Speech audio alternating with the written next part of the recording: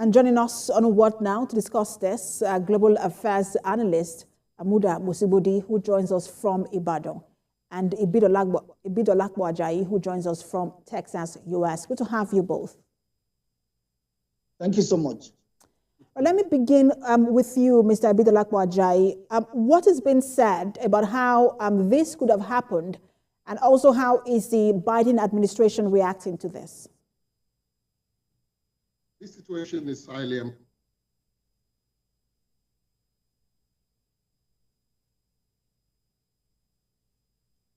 Mr. Ibidolapo Ajayi, do we still have you online? But I'm not sure we have Mr. Ajayi anymore. We'll just wait for him. All right, I think we have him now.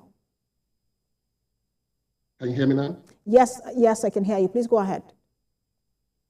Yes, I was just saying that it's a very situation for the United States, because it's one thing to be spying on your enemies, but when you are being found to be also spying on your allies, it's a very, very, very dicey situation, because it breaches the trust that exists between the countries. So outside of even creating a situation for U.S. national security and international relations, it just basically jeopardizes the trust that exists amongst these allies. And the U.S. government right now, they're doing everything they can to find the source of the leak, how these documents were able to get out from the Pentagon into the hands of social media platforms, and then get into the hands of their enemies like Russia. Right, Amuda, let me come to you. This is not the first time we're seeing such leak in the U.S. There's been a Snowden leak and WikiLeaks, and then this particular one. Just that the difference is that this is a leak on an ongoing war, and perhaps that's why it's a bit problematic. But let me ask you about your damage assessment of this particular, and then decades, there's been this heavy contention between national security and the freedom of the press, so to say. And this has always been a problem. Should we stick to national security, or should we sacrifice national security at the altar of the freedom of the press, which also covers the digital media, which the social media is part of?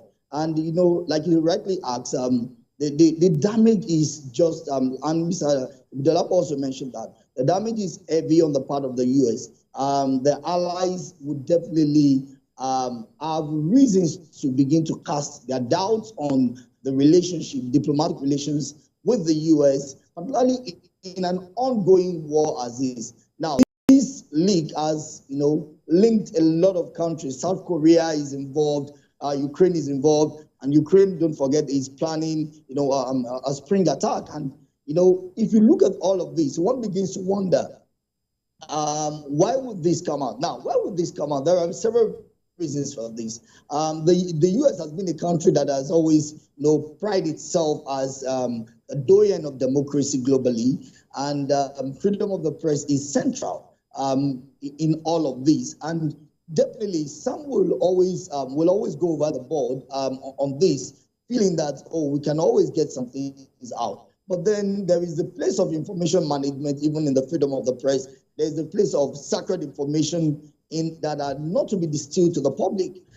These informations that are out now has put a lot of countries in jeopardy. Ukraine, South Korea, and some other countries. And the U.S. definitely would definitely want to try to get to the root of this, because that is the only way they can engage in confidence building for their allies in all of this. And you raised a very important point there, and I want to ask Mr. Ibidolapo Ajayi, because this is very critical. We've always seen the U.S. being stuck in between its constitution and then national security. For example, we're seeing how the issue around gun control, where people say, look, it is a Second Amendment, and you can't take that away from us, but then lives are also being lost. And this particularly is also freedom of information in the U.S., but also threatens national security. And I'm wondering how you think that the Biden administration would react to this when you look at the precedents from the WikiLeaks and the Snowden leak.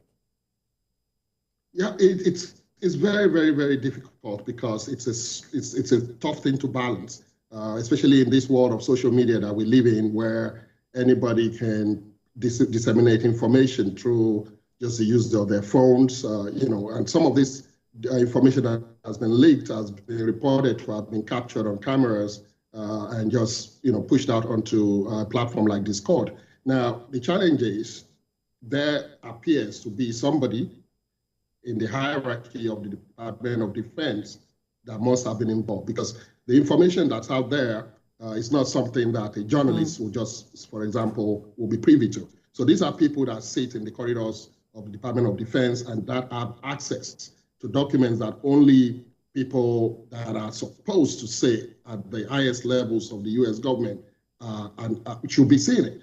So it either happened at the Department of Defense, or it would have happened when it was in the possession of of the folks.